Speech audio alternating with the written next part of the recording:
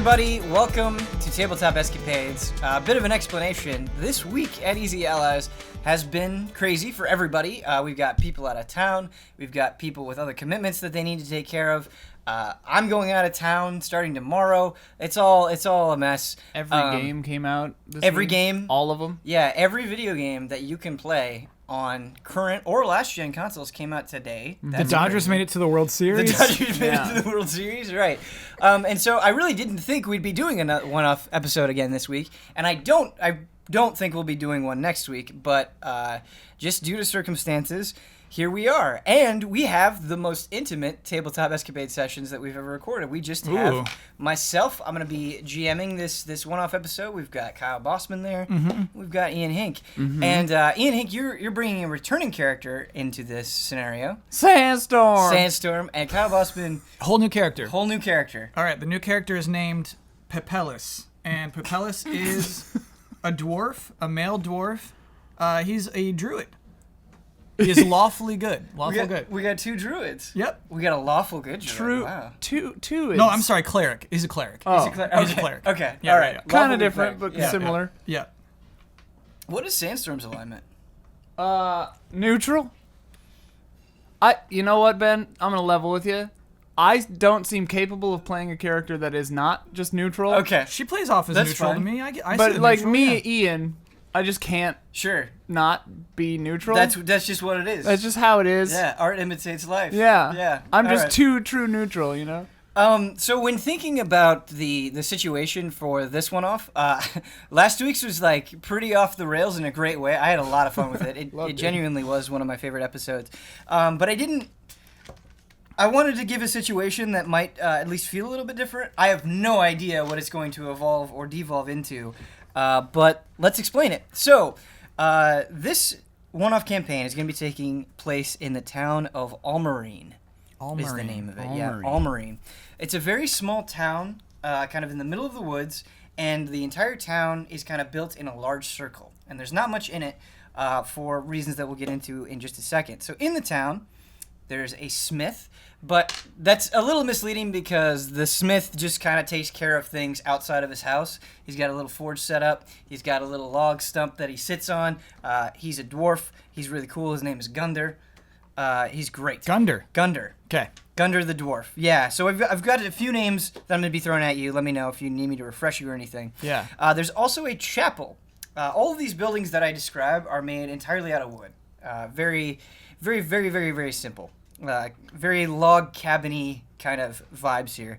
We've got a small chapel, and we'll get into the chapel. The chapel's very important to the vibe of this town, so we'll talk about it in just a second. We also have an inn run by two humans, a married couple, a young couple named Chester and Carolyn. Chester and Carolyn. Yep. And Chester Gunder. and Carolyn. And Gunder. Gunder the Smith. They're extremely sweet, and in fact, they wanted to come to this town and build an inn so much that the entire community helped them. They kind of pooled all of their funds and resources together to build this inn. It's a very simple inn. They don't serve alcohol, but they do serve other drinks, and they serve food and all that stuff. There are only 3 rooms available, but it's a very quaint, very cute little inn. There's also a market, and this is kind of an open place market where every day in the morning for about 2 hours, the entire town gets together, and they either barter for things or sell things and spend gold on them or what have you. And it's kind of just an excuse for the entire town to get out in the morning and talk with each other and socialize and check in with each other. But the rest of the buildings are all homes, are all personal homes. The market is kind of spearheaded, organized, and run by an elven woman named Asha. Asha. Yes, let's go. What's going on with her? And so what I want to explain about Almereen is it's this sort of melting pot of like the most kind-hearted characters you could ever imagine. Okay. Some of them kind of started that way. They were always just good and weren't much for the hustle and bustle of the city, and they just wanted to come to a place where they could be at peace with a small community and not really care about the outside world and just sort of live. Others have gotten into trouble in other places. Maybe they owe people money, maybe they committed a crime, but they're very, very remorseful about it, it's never spoken about. No one ever brings up their past, but they've come here, they've reformed, and are just as good-hearted as everybody else. And so it's not really clear who's who in this situation. And so this is where you guys come in. That's kind of the setup of the town. You guys, for reasons that you can decide, I'm not going to make them up for you, but you stopped by Almereen for one reason or another, and you're traveling together for one reason or another. And this town was very, very kind to you. They saw that you were really travelers. They gave you a room at the inn for free. And so to repay their kindness, there were two things that were needed.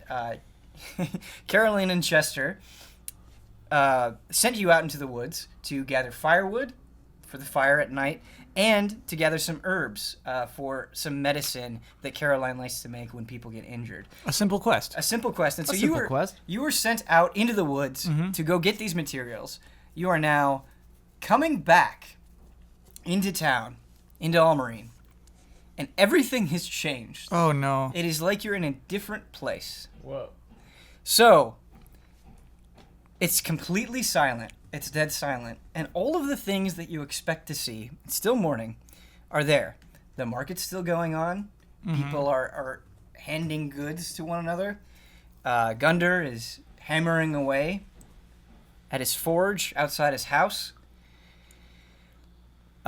People are going into the chapel to pray. What I wanted to say about the chapel is there's no like organized ceremonies that happen there. Anybody can go there and reflect or pray to whatever god or goddess they so wish.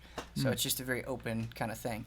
The thing is no one's talking, and everyone is wearing a white mask. Everyone in the town is wearing a white mask. Oh, Almereen is creepy. there's something's wrong. They're dressed exactly the same as they normally would be, except for this white mask. And the only defining characteristic about this mask is there's one single thing on it. There is a large red tear on the right eye of each of these masks. Can they see through them? Are there eye holes? They're not eye holes. Okay. But you can't tell whether or not they can see through them. However, they seem to be functioning just fine. Okay. No one is talking. The town is dead silent. I sort of envision you guys coming in with the herbs and logs in your hands. Yeah. But I'm going to let you run wild. This is It's a open to you. stealth, spooky Halloween episode. Yeah. It's a little spooky. I like it. You know, I'm gonna try to put this up here. Actually. Yeah. I'll get that. What's your character's name? Papellus. Papellus. I was like, Pepalicious? That's not right.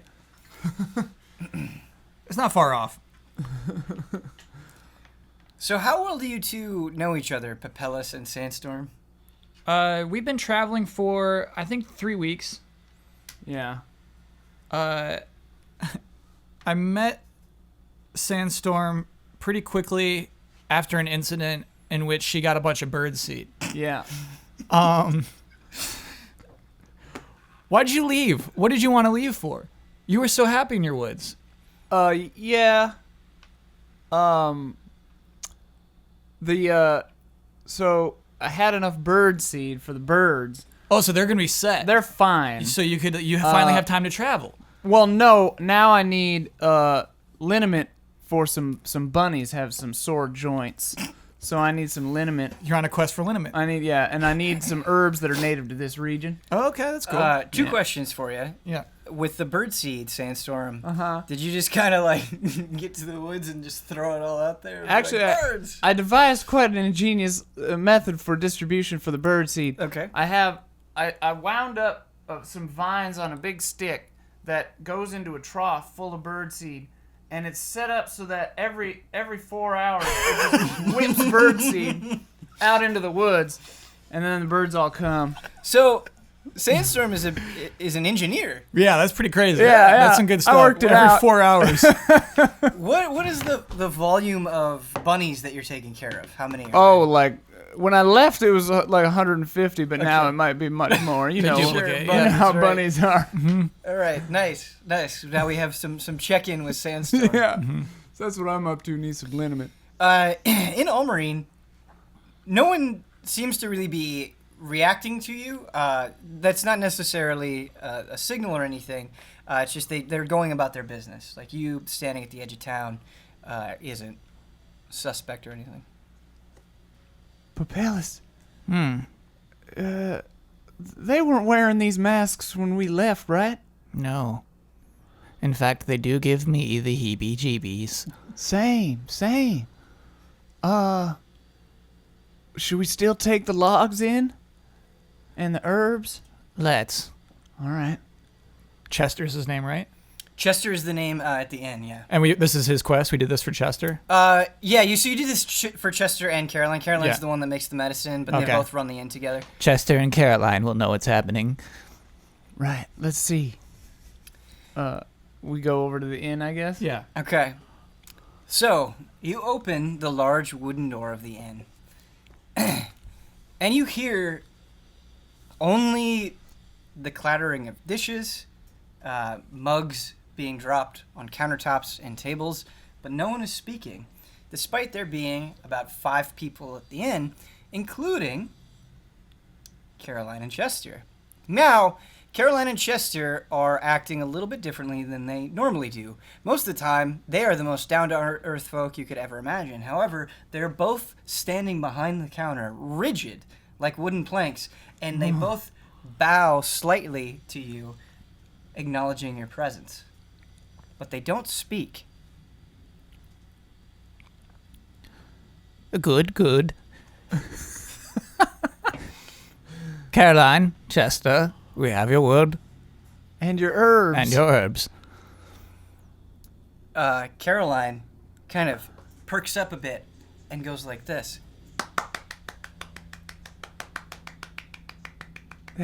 I turn to Papelis. I go, that her clapping seems a little sarcastic.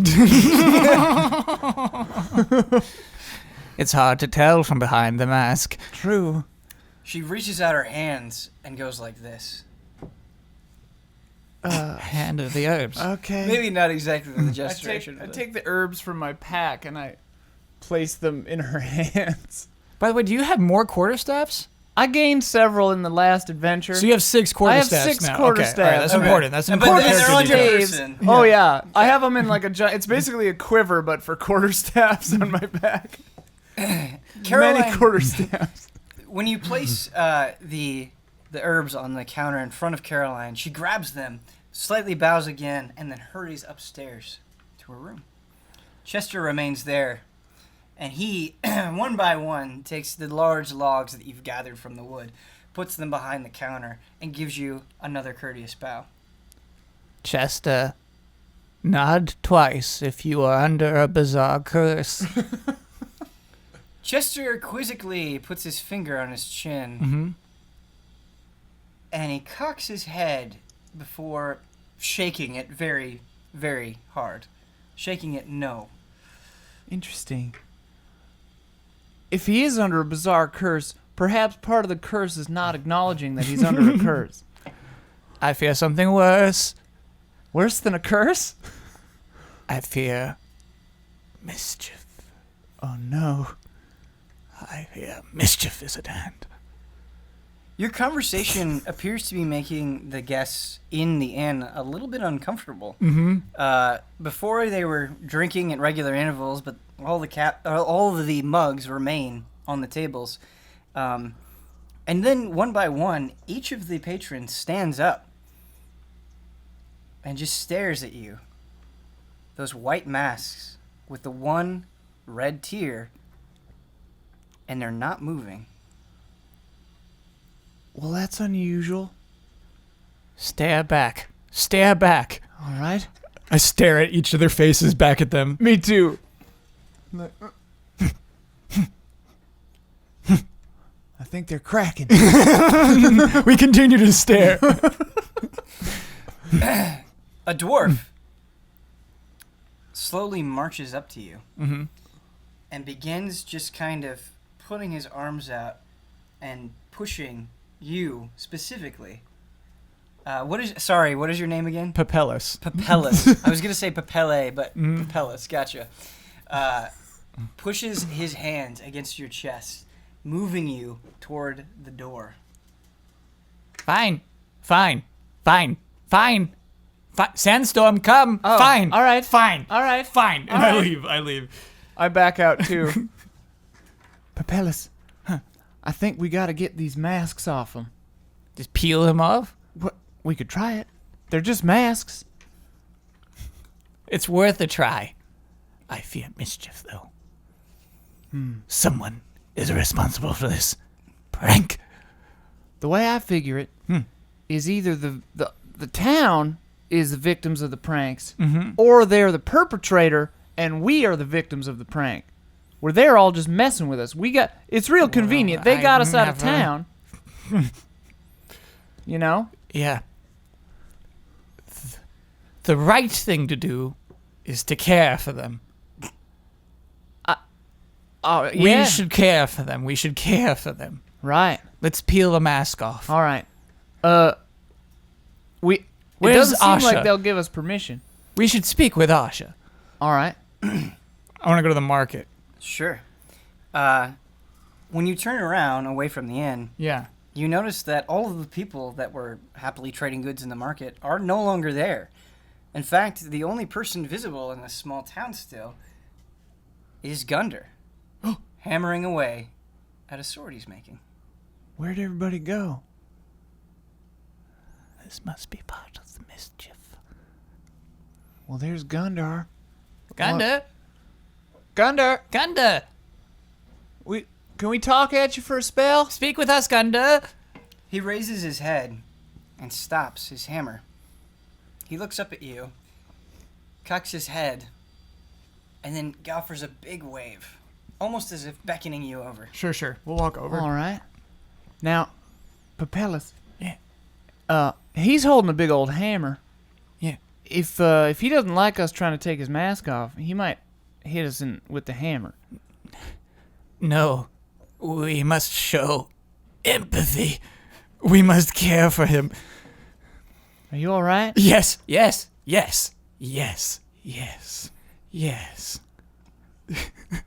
All right. Let us speak with Gunda. Okay. We go over to Gundar. Okay.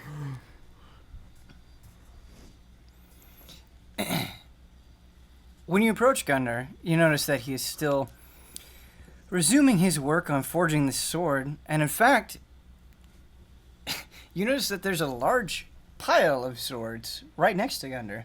Now, obviously, you're just visiting this town. You don't know the history of it, but the day before, you noticed that Gundar was almost smithing just for fun, very casually, tinkering away here and there. But he seems to be working with an intensity and focus that it's almost like he's a different person. There's quite a lot of swords for a small town. Gunda? Why so many swords? Gundar stops hammering. He looks behind him, and he points his hammer at the chapel. And then he turns back around and continues hammering. They need swords for the chapel, Gundar? He stops yet again. His shoulders slump a bit. Oh, huh. He reaches behind him, and he pulls out a mask. Oh. One that looks identical to the one that all of the other villages are wearing. And he just sticks it out as if offering it to both of you.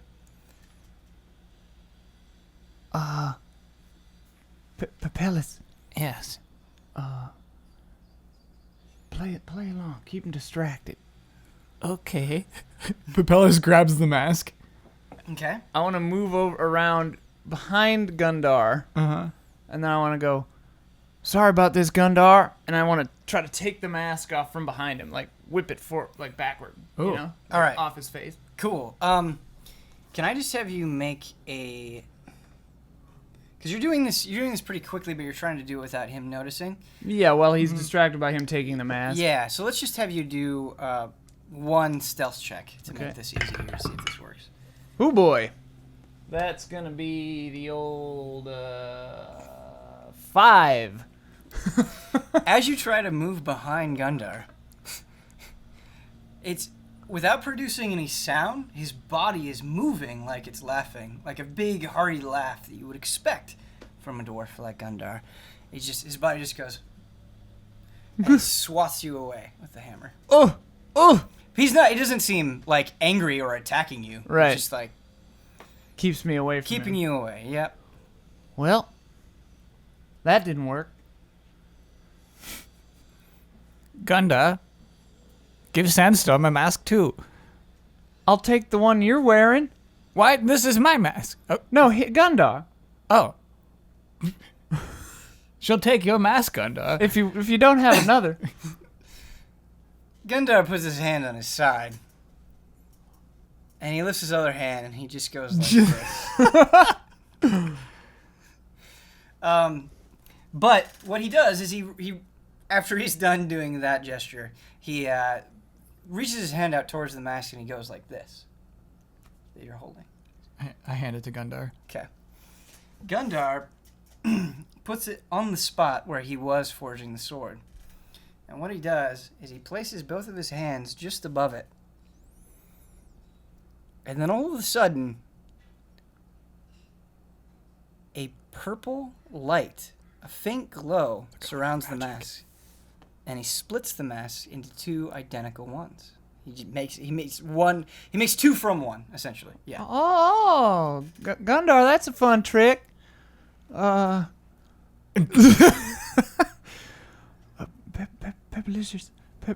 Pepellis. Yeah. That ain't normal. It's not.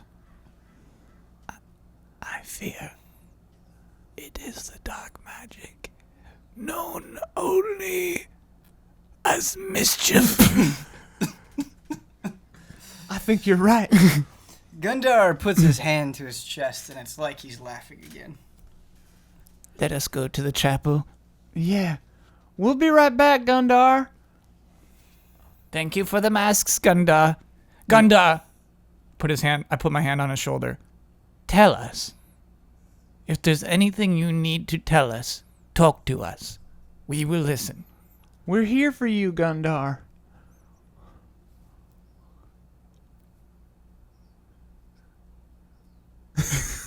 Thank you, Gunda. Thumbs up. All right, so I travel to the chapel. Yeah. Okay. We leave the masks, right? I have the mask with me. Oh, I got okay. my I guess I mask. took one too then. So, you approach the chapel. What is your... On the walk over, I want to look at the mask. Look on the inside, see if there's anything weird about it. Yeah, there's a lot that's weird about it. So you don't know how this mask stays on people's faces because there's no straps to speak of in the back, no any sort of thing to attach it to a head. It's also a very thin mask, like it's made of clay or something like that. But other than that, there are no distinguishing features except for the fact that it is slightly warm to the touch. Not uncomfortably warm, but there is a warmth emanating from it. Whoa. As you approach the chapel, what is the passive perception of your characters? 16. Great. 11. Okay. So both of you actually end up hearing this. Nice. Because there doesn't seem to be any attempt at concealing it. You hear what sounds like someone giving a very loud and impassioned sermon. Oh. It's a voice that you hear. Developments? Yeah. And the snippet that you kind of take in as you're approaching the chapel is as follows. It is important for those with greater knowledge and power to look over the sheep who cannot look over after themselves, for we will safeguard them and lead them to a brighter future. It is not submission, but acceptance for a greater tomorrow. I reach over and I touch Pepellis' arm and I say, wait a minute. Huh. All right. So no one's talking, right? Except we hear a voice? Yes. So that's probably the ringleader. We should probably remain incognito. If they don't know we're around, that's an advantage to us. We can't leave. We can't leave. I'm just saying, let's not just stride right into that chapel. Let's peek around. I can peek around. Yeah. Let's see him without him seeing us. Okay. Yeah. Okay, so you guys are going to sneak around the back of the chapel? Sneak to like a window or something and Sure. try to peek in, see what's up without being Absolutely. detected, hopefully. Yeah, can I- what's the size and shape of this chapel? So What it's should I a imagine? pretty small square chapel Okay. made entirely out of wood. Oh, cool. In a log cabin-like fashion. It's a pretty basic square structure, and it's not especially high either. But there are windows. There's 2 windows in the front, 2 windows on the side, no windows on the back. Cool. So can I have you both make a stealth check, please?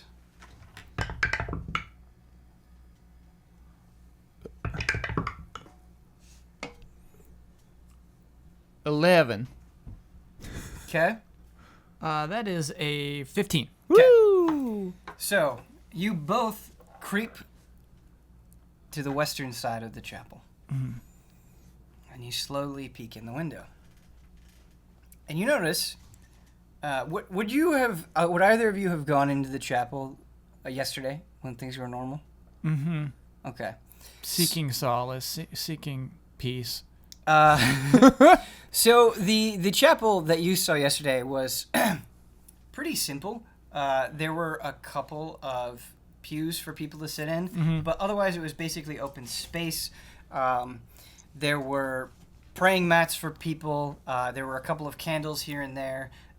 You saw a little bit of incense on the side, but now all of that is gone, and it takes on a completely different vibe. All of the places to sit are gone, and everyone, basically the entire town, except for Gundar, of course, are sitting in this chapel, pressed up against each other because it's not a very big chapel. They're just sitting on the floor, cross-legged, next to each other. And there are a bunch of candles. There are candles all over the place. There are candles hanging from the ceiling. There are rows of candles on the side. And it's a very strange atmosphere. And at the center of it all, at the top, on the little altar that the chapel has, standing there, arms outstretched as he is speaking, is a human man. And this human man is dressed very, very, very, very well.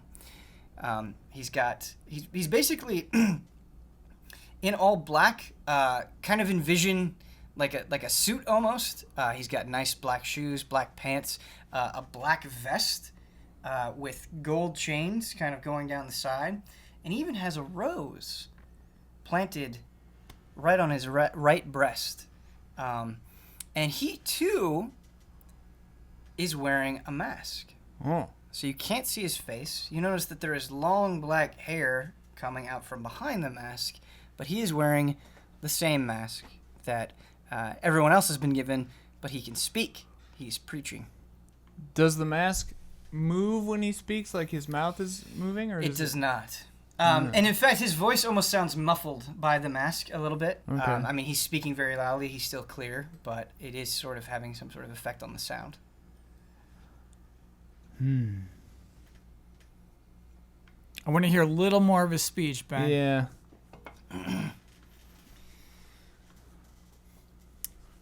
The speech continues, and he proclaims, he sounds very arrogant. That is something that I want to get across with this character. Is it enough to be content idling away in your perfect little paradise while the world around you quite literally erupts into flames? Is it enough to be happy running a small little inn, trading the same goods back and forth every day? Do you not want more out of life? Do you not think you were put here for a greater purpose? Well, I will lead you there. I will mobilize you and realize the great potential that is in each and every one of you. My guiding hand will carry you forward. I've seen the likes of this man before. Not him specifically, but I've dealt with, Yeah. I've dealt with bullies. Yeah. I've dealt with manipulators. And we gotta put this to an end. Okay. Do you have a plan? No, I do not.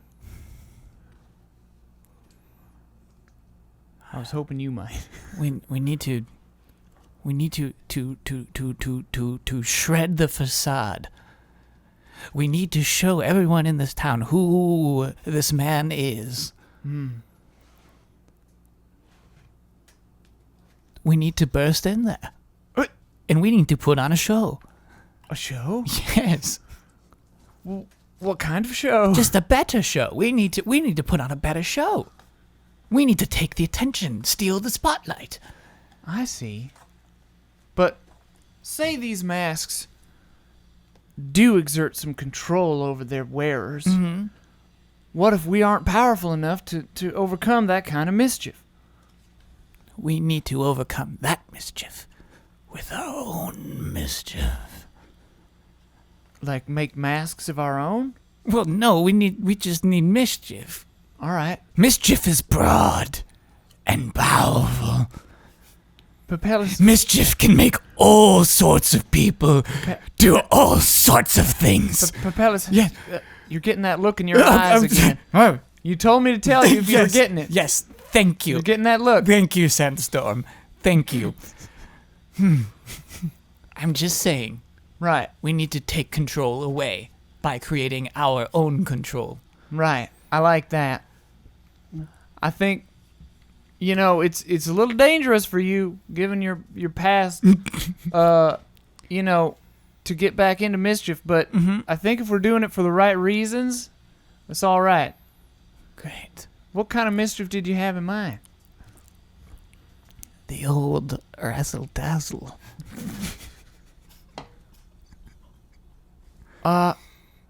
Well, I have a few ideas. Go ahead.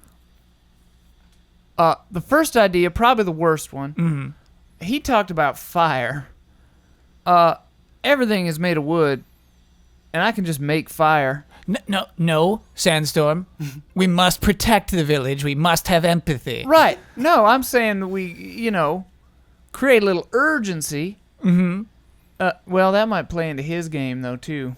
Yeah. What's your next idea? Gundar's the only one not in there, right? Everybody else seems to have gone in there. And he's got all the swords. So I think step one is we take the weapons and we hide them. We get rid of them. Because this guy's clearly amassing a little army. Yeah, he is doing that. Yes. So if they don't have any weapons, that'll at least slow them down. And then we just kind of figure it out from there. I have an even more elaborate idea. Sure. I will play the role of the villain. All right. You, Sandstorm, will smite me. Oh. First, we show their weapons are useless against me, the villain. But the mighty Sandstorm is the only one who can truly stop any imposing forces. Right, and then they'll switch over to our side. Yes, they'll follow Sandstorm. Right. I like it. Okay.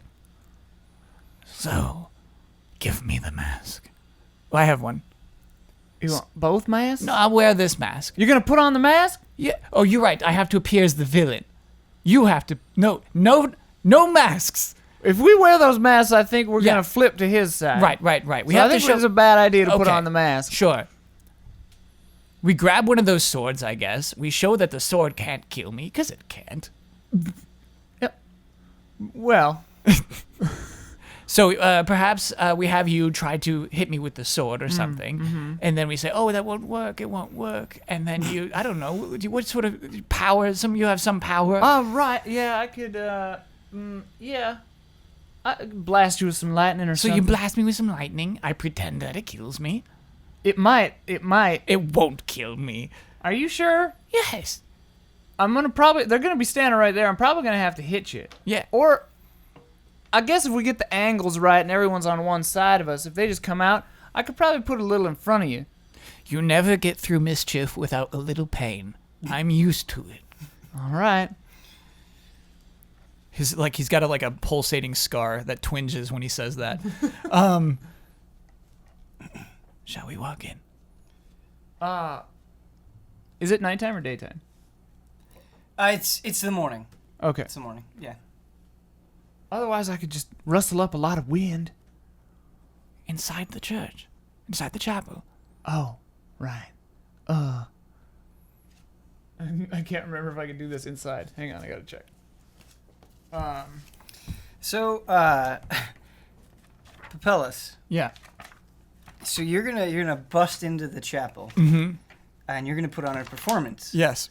where you are the villain, Yeah. and Sandstorm strikes you down, Mm-hmm. and this is going to convey to the villagers Yeah. that you are the true hero. that they Sandstorm need. is the true hero. Sorry, Yeah. Sandstorm is the true hero Yeah. that they need, Yeah. and that they'll be so convinced. They will so- choose to peel off their masks. Yeah, and Yeah. join Sandstorm Yeah. in harmony. Yes. Okay. The room is too small for lightning. We have to get him to come outside. Okay. All right. Is the church door locked? No. Okay. it's not. So I will use thaumaturgy to slam the church doors open. Nice. Okay.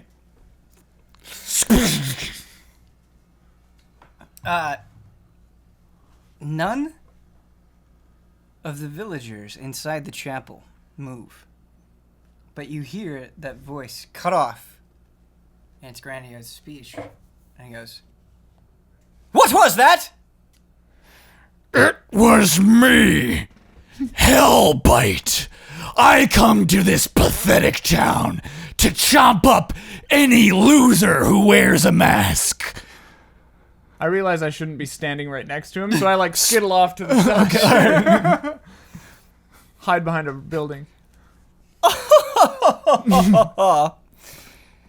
Hellbite, was it? Yes. Why don't you come inside, Mr. Bite? 'Cause I won't step foot in that lousy, false chapel. Is it holy power too much for you? Its holy power's too much for my stomach, because I would vomit putting one pinky toe in your little godless building of unsacred nonsense. That's very nice, Mr. Bite. We have a service that we're trying to get done. Caroline, if you would get up and please close the doors. Thank you. I walk over to Papellus and I go, they ain't buying it. Unhand me! Wait. Unhand me! Can I, before we get any farther? Yeah. Just to shape the nature of this, I should have done it before I had the preacher Yeah. react, but could you make a performance check? Oh, sure. That's a 15. So before you go into your next bit, Yeah. I want to give you two pieces of information. Uh-huh. Caroline does get up, as instructed, Mm-hmm. but instead of closing the door, she runs out of the chapel. Oh. Also, Gundar is hobbling forward, carrying a large stack of swords in his hand like this. And so Caroline's coming out of the chapel. She does not see you. She doesn't know where this voice is coming from. She's kind of looking around, trying to figure out what's going on. And it appears Gundar is making a delivery. Go ahead. To the chapel? To the chapel. Ah. Unhand me! It's working. Unhand me! It's working. What if I smoke him out? Smoke him out of the chapel. No, smite me. Smite me. Well, they're not out here to see me smite you. I gotta smoke him out. Okay. I'm about to smoke you out. Yeah, that's right. What? I run to the back of the chapel, like staying low, like below the windows, and I want to light the back of the chapel on fire.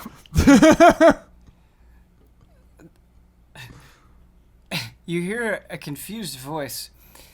The smoking portion is after the sermon. If you would like to engage in that, please wait for the sermon to be over. I'm burning your building. What? No! Not my sacred home! Your sacred home is dung. So if I get behind the chapel, I just use the cantrip create bonfire right next to the back of the chapel. Okay. And then All I'm right, kind of just great. like fanning it to try to make the building start on fire. So it's not like a cool like burn spell. It is it's not like- create it's not like bonfire. burning hands or Yeah, yeah, fireball or anything. It's just like, boop. All right, let's look at the scope of create bonfire here, because this is really going to change what happens to this whole situation. What page is it on? I don't see it. Yeah, it might be a druid specific thing. Let me see. Where is it? Because I don't see it in cantrips. I see produce flame. Is that what you mean? I don't know. Maybe it was on the website and not in the book. I used the D&D site to do it. Gotcha. Just do produce flame. Yeah, that might be Just a to better. produce That might be a flame. better. I mean, yeah, it's basically the same. A flickering flame appears in your hand. The flame remains there for the duration and harms neither you nor your equipment. The flame sheds bright light in a 10-foot radius and dim light for an additional 10 feet. The spell ends if you dismiss it as an action if you cast it again. You can also attack with the flame, although doing so ends the spell. When you cast this spell, or as an action, so it does do fire damage. So, like, once you set it on the building, it's going to go away, but it's going to accomplish what you want anyway. Okay, yeah. So, Create bonfire, if I remember, just makes a little bonfire. yeah. Yeah. I think we got the same thing. whatever, We're yeah. good. And so, what's funny is you're behind the chapel. You're at the side, so you can see what's going on, but you don't see this. Oh, you're still at the side? That was my... No, in front of the door. Oh, you're in front of the door. Okay, Right, so right. you're peering into it. Yeah, yeah. Yeah. Okay. Gotcha.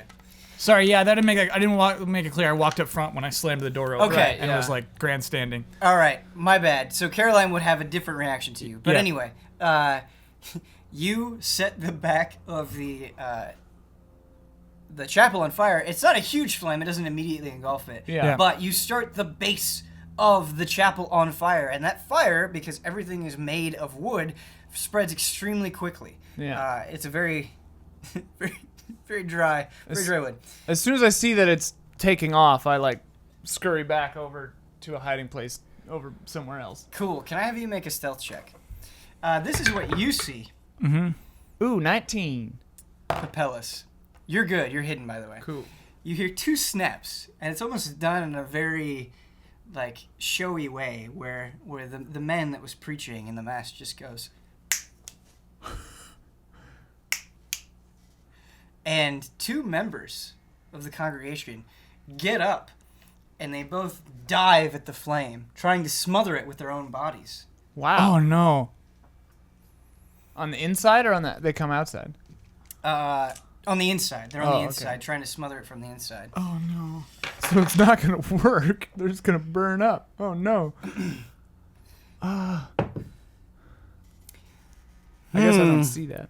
It appears your worthless lumps of flesh are not quite enough. Oh, are they burning alive? They are. Oh no! He snaps twice again. Two other members of the congregation run and dive. Can I to see the this spot. through the window from where we're at?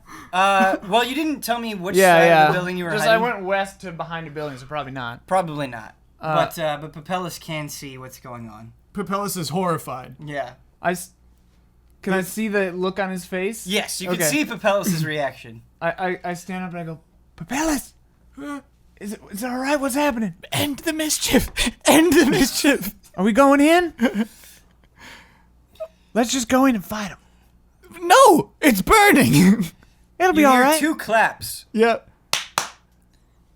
and slowly, in one giant line, the congregation begins pouring out of the chapel. Oh, All okay. right, All right. nice. I've won.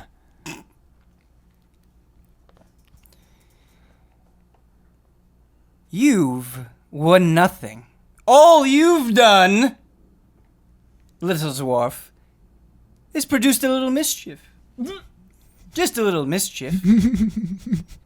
It's nothing I or my divine powers cannot take care of. Now, you've been enough trouble for one day. We're going to have to erect a new chapel immediately so we can practice our faith. And in the meantime, I suggest you put on one of these masks. You will feel at ease. 3 villagers approach you. Mm-hmm. The center one has a mask in his hand. From my vantage point to the side, I think things are going sideways. So I want to cast Moonbeam on the preacher. Whoa! Okay. Straight to the preacher. Yeah. Which is on page 261.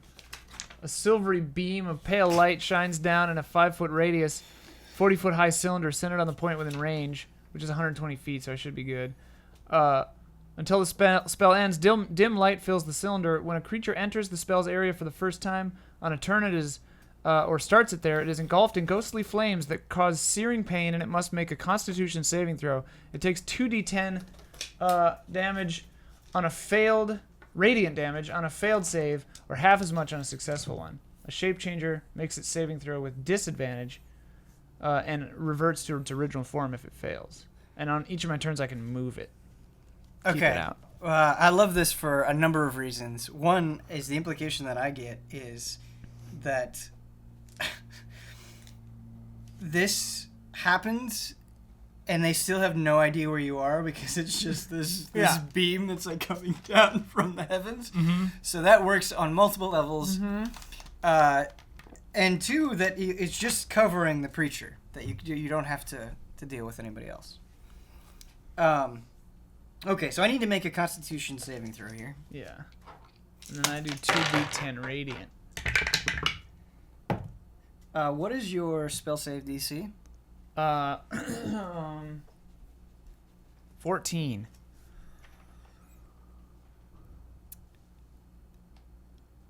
The pale beam descends upon the preacher, engulfing him. Ah! He kneels down, hands clutched close to his chest.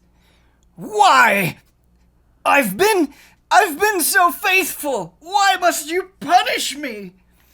And he puts his hand Whoa. on the mask, Whoa. and he's tugging at it. Does not remove it, but he's like almost like he's like trying to scratch at it or something. Whoa. Whoa. I rolled 10 damage. Okay. Now, the villagers, seeing their master in danger, run to him, Oh no. trying to help. They too enter Oh no. the pale beam, trying to drag him out of its area. I don't know if we're in combat, so I don't know if we're in an order, Uh-huh. but the second I see villagers about to enter the beam, I would want to stop it. Okay. The preacher gets up, dusts off his expensive-looking clothes. I knew I was worthy.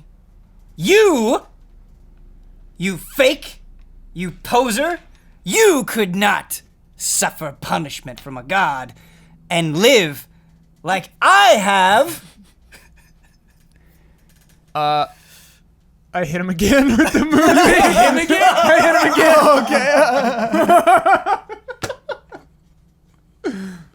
again. All right. Surely I could. Watch!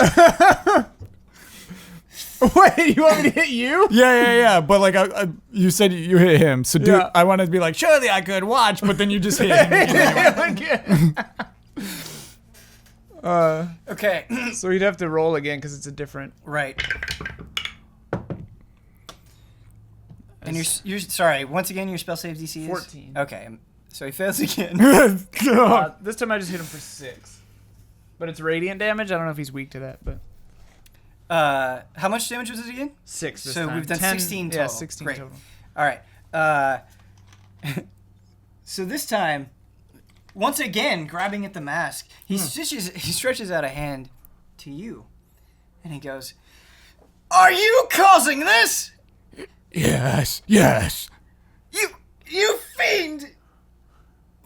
My disciples, attack the demon!" Look at him. Watch as he attempts to peel off the very mask he supposes is sacred. Nice. Can I have you make an intimidation check, please? Okay. That is a 15. Yeah. It's my third 14 in a row. All right. So while the preacher is melting under the magical energy of the moonbeam, the villagers are confused. It seems whatever spell was cast over them, whatever thing is controlling them, is weakening because of Sandstorm's efforts. And they see you, perhaps because of the influence of these controlling masks, as a new savior. And they start walking towards you, encircling you. And they all raise their arms up to the heavens, surrounding you, staring up at the sky. And one such person, Caroline is right next to you. Mm-hmm. And what she does is she jumps up into the air and in one motion rips off the mask. Nice. Staring at her, you see a blank face. Oh, God. Quite literally, Oh. devoid of features. Oh. No eyes, no mouth, nothing. But you only see it for a split second. Because within seconds after ripping off the mask, it's almost like she just melts into a mess of color, appearing and splashing down on the ground Oh. as one big puddle. What?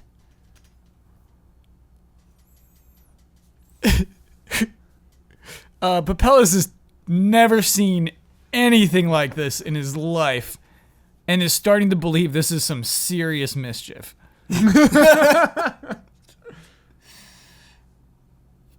So he's never been the victim of mischief very many times in his life, but he knows to play along. That if he's the mark, the best thing for him to do is to play along until it's time to counter. So he says, I see now. I see.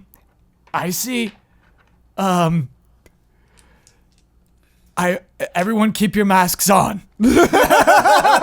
Everyone keep your masks on.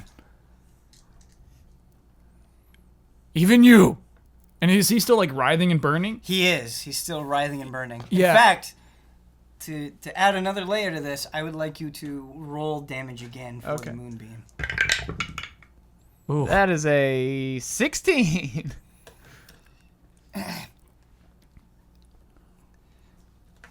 No longer able to withstand the radiant fire of the moonbeam.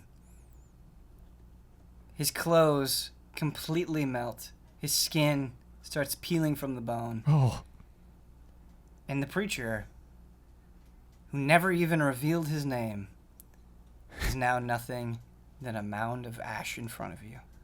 However, the mask remains untouched. And that purple light that you saw from Gundar before is enveloping the mask, glowing with a hot intensity, almost inviting you to bask in its presence. Should I roll against the mask's presence? Like are you saying that kind of a one ring thing? Yeah, exactly, Where it's like yeah. tempting you? Yeah. What? So a little bit background of Papellus. Yeah. Would it make sense for his character? Would it be difficult to resist such absolute power? Yeah, absolutely. Yeah. Okay. Then I think absolutely it's fair. Okay. Let's make a wisdom saving throw. Okay, please. wisdom's good for this.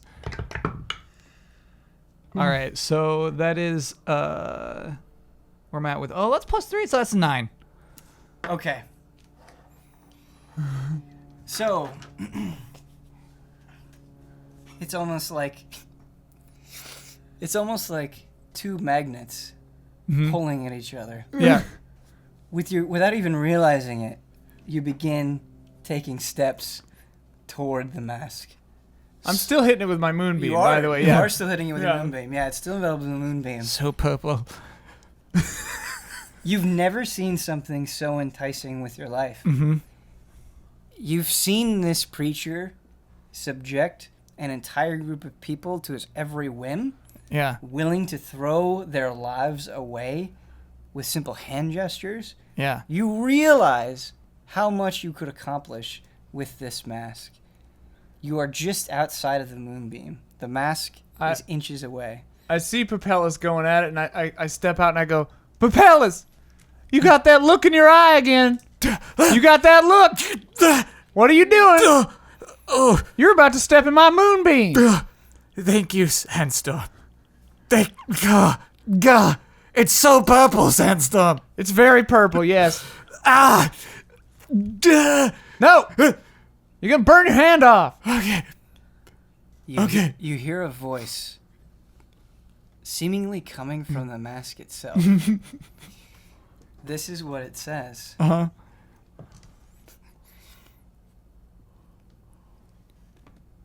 Papellus.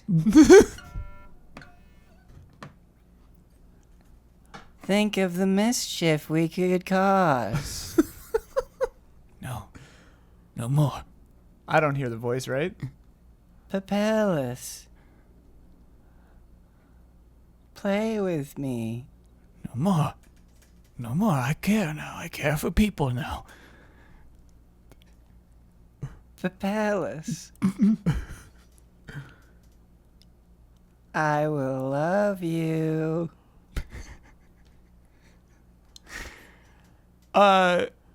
Papellus kicks dirt into the ring, like Nice. trying to ignore it. You know what I mean? Like, No. I'm Papellus now. No. But you will always be a mischief maker.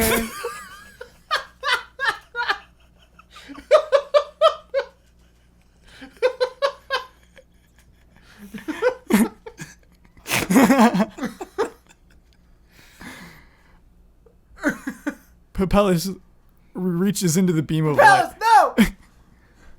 Okay. It burns, but your hand remains fast. Okay. Roll damage. Yeah. Oh, that's a 13. Dead. Just knocked out. He has 8 HP, so he's not dead, but he's like unconscious. Just I go, oh shoot, and I run over to him. I run over to him and I stop the moonbeam. I kneel down by him. I'm like, Papellus. I want to cast Cure Wounds on Papellus. The villagers are not reacting. They're all standing like stone statues, almost as if waiting some sort of input. So I want to cure him up. Okay. Cure Wounds 1d8. Let me see.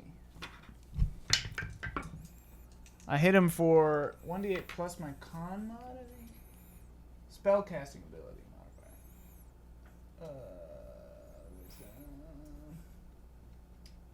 modifier. Yeah, so he gets 5 hit points back. So I'm at 0. Huh? I wasn't -5, so basically I'm at 0 now. Do we do negatives? I thought you just go to 0. And Yeah, then you heal just go okay. to 0, but if Okay. it's more than twice your max HP, you're So instantly. if it Yeah. had been 16, you would have died immediately. Yeah, just dead forever. But it was 13. Yeah. Right. Okay, so he's 5 HP. Papellus, are you all right? Welcome back. Papellus. He speaks to me still. Who Now remember, the speaks to you? moonbeam is not mask. on the mask. The mask speaks to me. The mask is speaking to you? Yes. All right, Papellus. Listen to me. Focus on my voice. Okay? Okay. All right. So you saw when Caroline? Yeah. Carolyn, yeah. You saw when Caroline took off the mask. Yeah. She turned into a puddle of goo. Her mistake was taking off the mask. Well, hang on. I think there's one of two things. Either that's the real Caroline and she died, she's gone now, which, so it goes. Or all the real people are hidden somewhere and these are all a bunch of doppelgangers or something. and we gotta find the real ones. So here, I'm gonna hang out with the mask, because you shouldn't be near it at this moment. It's my mask. Okay, that's fine. You can have it later. Just go and look for the bodies. Go look for the people in the town. See if they're around. Where? Everywhere. I'll stay here and guard the mask and the doppelganger. It's my mask. I That's should guard fine. I'm it. not I gonna- should guard No. my mask. Papeles, you've got that look plastered right on your face. You are laying in the dirt because you just about killed yourself on my moonbeam trying to get this mask. No, you killed me No. because I was getting my mask. There's so much mischief that could be happening Speaks to me still, Sandstorm. right now. Papeles, focus on my voice. Focus on my voice. Fine. I promise you, if we get out of this, Huh? you know, we can go to a town and do some light mischief of our own. Okay? Nothing to hurt no one, but you can get back on your feet. Everything will be all right. You know, a little taste. Fine. But just come on now. Go look for the bodies. Where? Everywhere. What do you mean everywhere? Look in all the buildings. It's a small town. Right, it shouldn't take long. Fine. I'm British suddenly. Fine. All right. So I'll go look like in Gundar's place. Okay, Grumpily, so irritated sure. that I can't get my mask back. So the question is, with you being frustrated that you Yeah. can't get your mask back, how much effort do you actually put into the search? Oh, that's funny. Yeah, I kind of slam the door open, look both ways, and then just kind of slam it shut and go to the next place. Yeah. Great. Yeah. Can I have you make a perception check, but have disadvantage on it? Sure. Um, Boy. That's 1-7. Okay. That's probably the one we'll go with. Yeah. So Oh, we're and a ta- nat 20, though. So, yeah, not 20, but we got to take the 7. Yeah. And With the nat 20, though, So don't you get 8. it? I don't think you do. I think, yeah. So you, 8. partly because you don't care to search. Yeah. Everything just seems fine. It's you Yeah. know it's empty, of course, but you don't notice anything out of the ordinary. Now, Sandstorm, well, you're kind of sitting there, looking at the mask. There are two things that I want to convey to you. It starts speaking to you Ooh. with an entirely different voice. Oh. Hey there, Sandstorm. What? I know you're the mask. What? You like animals? Yeah? Do you like them a lot? Yes? Now, what have I told you? With his mask, you could have fun with all of them. Everyone, What do you mean have fun? all at once. All the animals? All animals. All shapes and sizes. You ever seen an elephant? I've heard of them. I could show you an elephant. You want to ride one? Now look here, you. I don't trust you a minute at all. I think you're a bully. I don't know who or what you are, but I ain't having it. I'm not having it. Sandstorm, What? nothing in this house. Are you looking? Are you really looking? Yes. Papeles. I'm looking. He goes on to the next house. Should I roll to withstand the mask? Yeah. I'm also gonna have you make a wisdom saving throw. Okay. That is a 15. Okay, you are not falling for it. Okay. This is just like some dumb voice speaking Yeah, to you. You don't. yeah. It has no actual effect over your actions. Okay. Pellis, though, when you open the door to the inn, Mm-hmm. you see just piled up, just thrown everywhere on the counter, on the floor, in the chairs. You see that same mask. Hundreds of them, all stuffed in here. And they all begin speaking at the same time. Oh no! Papalis, Papalis, Papalis, mischief. Fulfill yourself. Become. Is he inside or is Who he you standing really outside? are. He just opened the door and saw this. So. Yeah. So he like closes the door. He just kind of like walks in and closes the door. You're in? Yeah. Oh no! Tell me more. Tell me more. All of the masks in the room start sinking into each other. like melting into one mask. Oh, cool. Oh, no. The mask that you're looking at, Sandstorm, begins fading, almost as if it's sinking into the ground. Hey, where are you going, you? What are you doing? I'm gonna go play with my animal friends.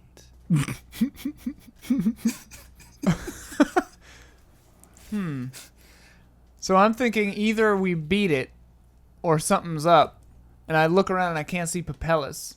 So I yell out and I go, Papellus! Papellus! I crack the door open. Everything's fine. I'm searching. Are you finding anything? Yeah. What? I'll get back to you. He closes the door. I think that's a little strange. I'm like torn because I don't know if I should go see what Papellus is up to or stay with all the townsfolk. Mm-hmm. Right. But they're just like standing doing nothing, right? Correct. They're acting like statues. So I say, all right, you lot, stay here. Don't do anything weird. I'll be right back. And so I kind of like walk toward the inn, but like looking back at them, to make sure they're okay. Mm-hmm. And then I take one of my 6 quarterstaffs and I like push the inn door open so I can stay out and still keep an eye on the people. Sure. As you're approaching the inn, however, all of the masks become one mask. Yeah. Again. And the voice starts speaking to you. Mm-hmm. What do you want? Papellus grabs the mask. Oh no. And looks at it. And then says, I want. And then casts Vicious Mockery. And says, for you to get a life, you pathetic mask. You pathetic mask. Oh my god. Vicious Mockery. Oh my god.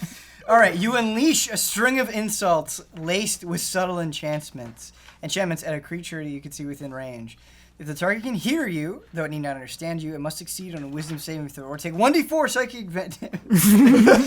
Have disadvantage on the next attack rolls. Okay. Are there any other insults that you would like to viciously mock at the mask? You are thin and frail. You are but the waste of a hog. You have no business floating in front of me, for you have no limbs. Do I hear this? Yes. you probably hear that, like, absolutely mumble. hear it. Yeah. I'm like nodding to myself. I'm like, yeah, all right. What is your spell save DC? That should be on that page. 11. 11. All right, here we go. Okay. Very important roll.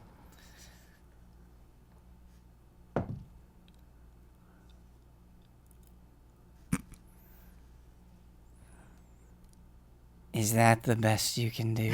Oh no. Mischief maker? Think of the words that we could teach others. If only we were together. Mm-hmm. By this time, Sandstorm, you are at the inn. Okay. And I've got the door open, right? And I'm looking at the people and I'm looking at Papellus. And I go, stay strong, Papellus. I heard your speech. I liked it. It had no effect. Those are my strongest words. What do you want, Papellus? I'm gonna have you make a, because you're staring at it. Yeah, straight You're like straight right at it. yeah. All right. So I'm going to have you make a check here.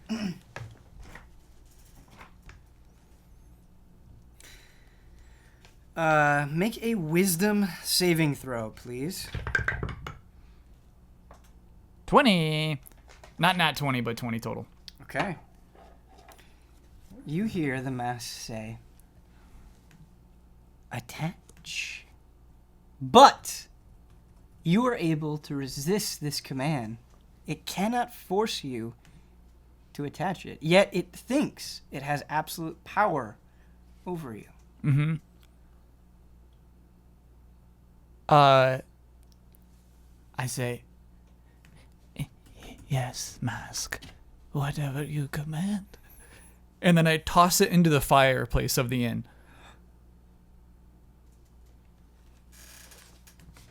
You hurl it towards the flame. Mm-hmm.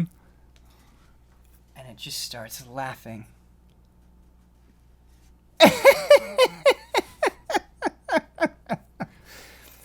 Sandstorm, do you have any response to this action? Yes. But I'm reading how this spell works first. Sounds like a cool spell. Yeah.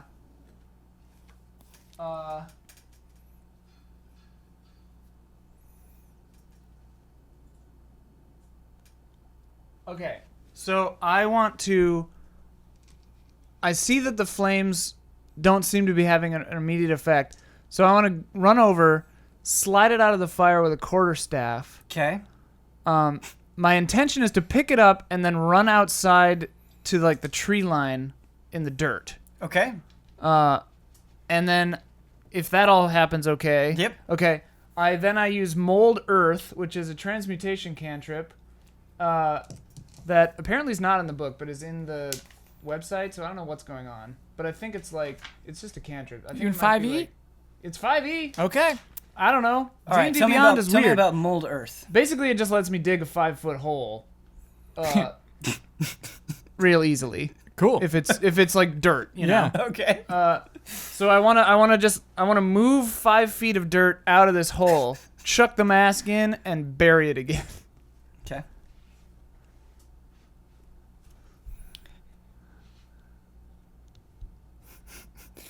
You successfully do so, Okay. and you only hear one line coming from the mask. Now, it's the same voice that addressed you specifically, Sandstorm. It goes, "There are so many lovely insect friends down here." And then it falls silent. I want to go see if the townsfolk or Papellas have kind of changed their attitudes at all. They have. Oh. You go to the townsfolk, and you see that all of them don't have masks on anymore. Oh. Do They're they all have back to faces? normal. They have faces. Oh, okay. And they're all talking. There's quite a lot of chatter going on. They're going, "What happened? What happened? What's going on? Why are we here? What's going on?" There's total confusion. And then you see Chester go, Where's Carolyn? No. Where's Carolyn? Where is she? Where'd she go? What's happening?"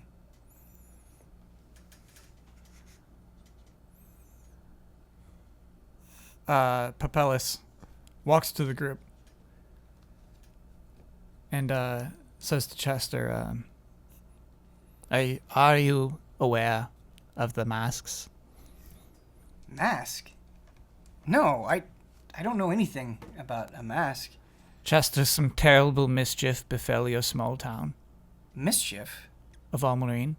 Yes. Dark mischief. What happened? Where is my wife? She is no more. No more. Yeah. He grabs you by the collar. Now listen. I usually try to be calm and fair, but you're joking about my wife. Tis Person most dear to me. You better be speaking the truth and have the evidence to back it up. we could dig up the mask again, but he's bad. He's a bad mask. No, don't. He's a bad mask. A bad mask? Yes. What? Nobody knows about the mask. Nobody knows. I walk over and I say, maybe it's best if they stay in the dark about They're the just mask. gonna put the mask back on No, again. they shouldn't. They Don't should put not. masks on. Don't ever wear masks in this town. I buried it by the mountains. I point the opposite direction of where I buried it. It's that way. Don't go looking for it. It'll kill you all. You're telling me a mask murdered my wife? Yes. Where is your proof? Is there any goo left from when she dissolved? Yeah, it's all there. Oh. Yeah, I mean, this is what remains of Caroline. What is this strange liquid? And he bends down, and his hand passes over the puddle of liquid, and it stops. And he picks up a ring, Oh, no. Oh no. a wedding ring, belonging to his wife, Carolyn. And he clutches it and says, "Seems we have a lot to talk about." Gundar approaches and goes, "Whoa, I think we better go back to the inn and hash things out." I remember Gundar, and I say, that is a modicum. What's my voice? That's a little bit of proof. Gundar, do you remember making all those swords? "No, but..." He picks up his sword and turns it in his hand. This does appear to be my handiwork, so it seems you have some credibility for what you're saying. I'll be right into the inn with all of y'all. I just want to try something first. Okay. Don't put the mask on. I'm not. The mask is gone. Okay. All right, so I'll go into the inn with the community. Okay. I don't think this will. I don't like. I have no expectation that this would work. But I try to cast Cure Wounds on the puddle of goo of Carolyn. Pretty full well. Like the character full well knows it's not gonna work, but Yeah. she's gonna try it. It would do 8 healing, but I don't think it'll do anything. Two things happen. The vast majority of the goo dissolves completely. Oh. However, while most of it dissolves, some of it forms a single slender finger. Ew. I go, well, that's weird. I try again. I cast it again on it. Nothing happens. Nothing happens. Okay. I go, I pick the finger up, and I go into the inn. Okay. So, at the end, to kind of make things easy, I'm assuming you guys try to explain the situation. I give the finger to Chester as well. I said, So- this was in the goo. So, Chester is pretty bummed out by the whole situation, obviously. He starts crying. But to kind of give you a sense of what this town, what this community is like, after a while, I would say after about an hour or so of talking about it and hashing it out and airing their concerns, they all agree that the best thing that they can do is keep the spirit of the town that so many of them loved and that Carolyn loved intact. And so they decide to go back to their homes, get some rest, and wake up tomorrow in an attempt to move on. Did the 4 people who threw themselves in fire in the chapel, are they dead? They're not dead. Okay. They're not dead, but they are burned. Okay. They are burned. They're okay, though. Okay, that's good. In fact, in kind of a sad way, they actually used some of Carolyn's herbs to get better. Ah. And so they all go home to sleep. I guess this timeline doesn't really make sense because we started in the morning, but just for the sake of the story. It's been a long day. It's been a whole let's day. say- Yeah, let's say- it took most of the day. We had to let's say- explain a lot of things. Yeah. You had to explain a lot of things. It was a hard concept for them to wrap their heads around. Yeah. So, this is where we're going to end this story. Maybe we can pick it up at some point in the future. It's not a promise, but this is kind of where I want to leave you. You guys spend the night at the inn. You wake up, and Chester comes to your room. He has some tea that he's made for you. He goes, Hey guys, thanks for saving us from ourselves, I guess, yesterday. I made you some tea with some water from the well and these leaves that Carolyn used to really love. I think it'll really perk you up in the morning. And he sets the tea down in front of both of you. He's holding a mug as well. And he drinks from the cup. Oh, no. And the moment the tea touches his lips, the cup falls to the ground. And he grabs his face. And you hear the voice that you've heard before. And it says, I've infected the earth. I'm in the water. I'm in the dirt. I will always haunt this town. I go, shoot. Back to black. Shoot. Executive producer, Ben Moore. So that is the story, at least of right now, of Almereen. Thank you guys. This was a lot of fun. Yeah. Thank you for the characters. I'm sorry I kind of rushed things along at the end there. Oh, that was great. But yeah, are there any closing thoughts from your characters' perspectives? We got What's the going on in credits. their heads? There's a problem. When Sandstorm handed the finger to Chester, Papellus thought it was funny. What does this mean? Inside, he thought that was funny. He's trying so hard to be empathetic, but deep inside, he thought that was a funny image, and he smirked a bit. Was there a physical reaction? Just the tiniest smirk. Okay. A grimace. I hope we learn more about Papellus. And, Sandstorm, is there any other things from your perspective that you'd like to? If that was the mid-credits moment, the after-credits moment is me just like not drinking the tea and setting it back down gingerly Cool. Well, I hope and you picking up a quarterstaff. Yeah. Yeah. And then Rage Against the Machine starts playing. Probably I not. really wish we could end this episode.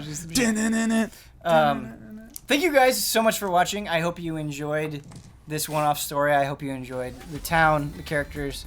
You guys did an excellent job. Thank you for rolling with the punches so well. Hopefully we should hopefully be back with a regular episode of Tabletop Escapades next week. We'll see you then.